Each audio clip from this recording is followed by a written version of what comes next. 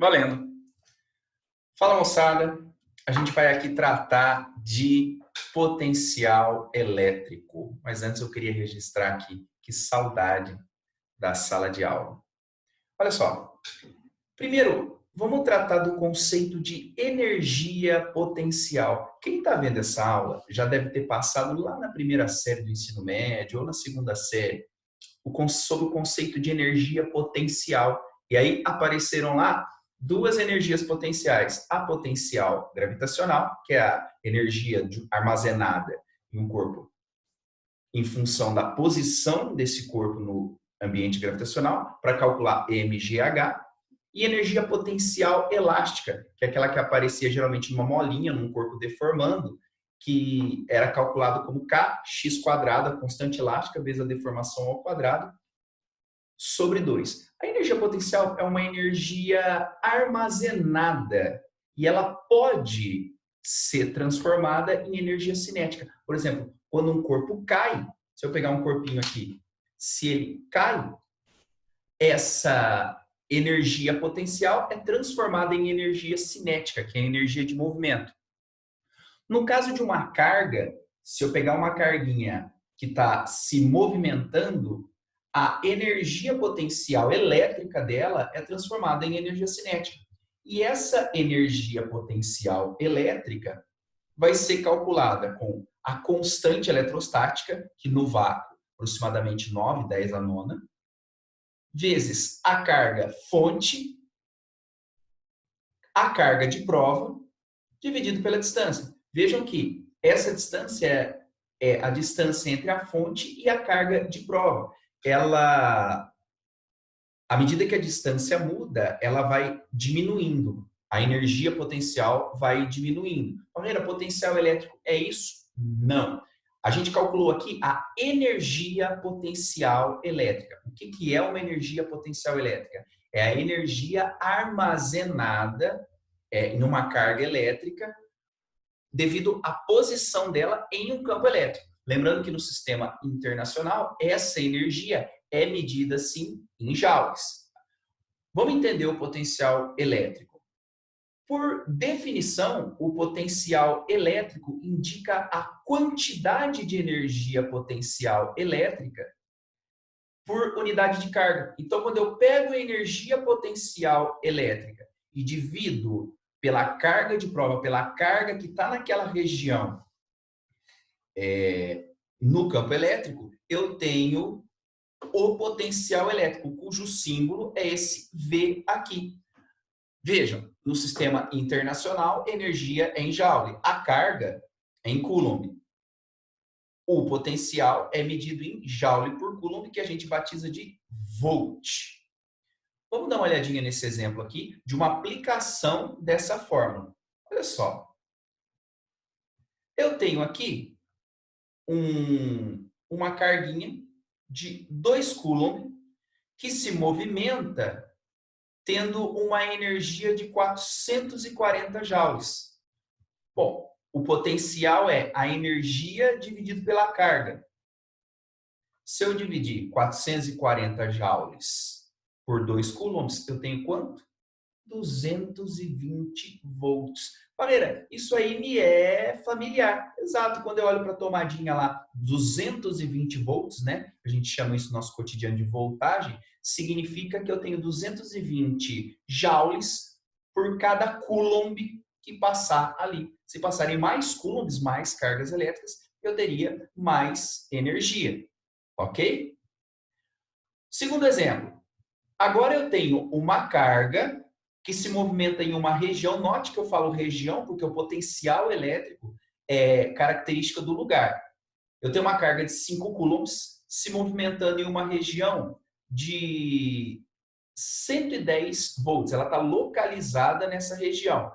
Agora veja, o potencial é a energia sobre a carga. Se eu quiser calcular a energia, basta passar essa carga multiplicando. A energia é a carga vezes o potencial. E eu vou ter justamente 550. O que você fez, Parreira? Bom, se o potencial, a energia potencial é a carga localizada, carga de prova vezes o potencial, 5 vezes 110, 550. Maravilha. Entendido essa história de potencial, vamos avançar um pouquinho. O potencial, então, é a energia potencial dividido pela carga de prova. Só que a energia potencial é K, Qzão, Qzinho, carga fonte, carga de prova dividido por D. Quando eu simplifico aqui, ó, eu concluo que o potencial gerado por uma carga pontual é K, Qzão, Qzinho, sobre D. Agora, nota o seguinte, esse potencial é uma grandeza escalar. O que significa, Parreira? Significa que, se essa grandeza é escalar, o K é sempre positivo, o D é uma distância. O sinal desse potencial aqui depende dessa carga fonte, dessa carga pontual. Como consequência disso, cargas elétricas positivas vão gerar potenciais positivos. Cargas elétricas negativas vão gerar potenciais negativos. Positivo gera positivo e negativo gera negativo. Agora vamos falar um pouquinho de trabalho. Quando uma carga elétrica se move, até aqui você já percebeu.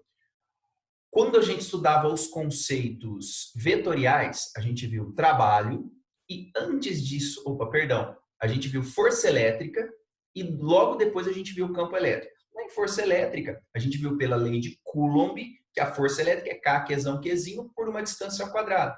Cargas de mesmo sinal se repelem e sinais opostos se atraem. Isso é uma maneira de estudar a movimentação de cargas. Depois, quando a gente viu campo elétrico, a gente vê que uma carga positiva se movimenta no sentido do campo. Uma carga negativa se movimenta no sentido oposto ao sentido do campo.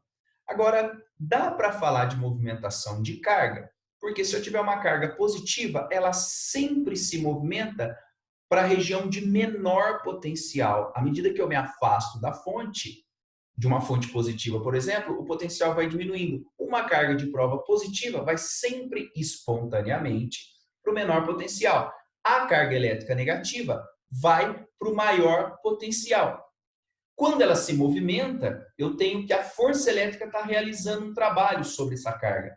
E esse trabalho, para uma carga se mover de um ponto A para um ponto B, vai ser a carga de prova que multiplica o potencial do ponto A subtraído do potencial do ponto B. O que acontece é que a gente chama essa diferença VA menos VB de justamente diferença de potencial. E a gente chama de U. Fica definido, então, que o trabalho para uma carga de prova se movimentar de A até B é a carga de prova multiplicado pela DDP, pelo U entre A e B. Sim? Observações importantes aqui. Para acontecer o trabalho da força elétrica, eu preciso de diferença de potencial. Se uma carga elétrica se movimentou entre dois pontos que tem o mesmo potencial, o U, essa diferença aqui vai dar zero. Então, se tem diferença de potencial, tem trabalho. Se não tem diferença de potencial, não trabalha. Não tem trabalho. E ela vai espontaneamente para o menor potencial, se ela for positiva. A carga de prova negativa se movimenta espontaneamente para o maior potencial. Perfeito? Por exemplo, eu tenho aqui uma carga que vai sair de uma linha equipotencial, eu digo equi é igual, significa que nessa linha azul aqui, todos os pontos têm 30 volts. Nessa linha de baixo, todos os pontos têm 10 volts. Eu posso afirmar que a diferença de potencial aqui é de 20 volts, 30 menos 10. Se eu quiser calcular o trabalho, percebam que esse trabalho não depende da trajetória, não depende do percurso. A força elétrica é uma força conservativa, né? Só existem 3 forças conservativas, peso, elástica e elétrica. Todas as forças conservativas, o trabalho independe da trajetória. No caso da força elétrica, por exemplo, eu não preciso saber o caminho que essa carguinha fez. Eu só preciso saber o valor da carga de prova que está se movimentando e a diferença de potencial. Calculando esse trabalho, Q vezes U, a diferença de potencial é 20, eu vou ter aqui 20 vezes 5, o que me dá 100 joules, ok? Faltou a gente falar aqui do campo elétrico uniforme. O campo elétrico uniforme é aquele campo que tem a mesma intensidade em todos os pontos. Ele é representado por linhas paralelas, sempre separadas por uma mesma distância. Veja que o campo sai do positivo e entra no negativo. Para calcular a diferença de potencial entre duas linhas equipotenciais desse campo, a gente vai usar a equação E, que é o campo elétrico, vezes a distância entre as duas linhas. Tá? Então, se uma carguinha de prova precisar sair da linha A e para a linha B, a diferença de potencial vai ser calculada com E vezes D.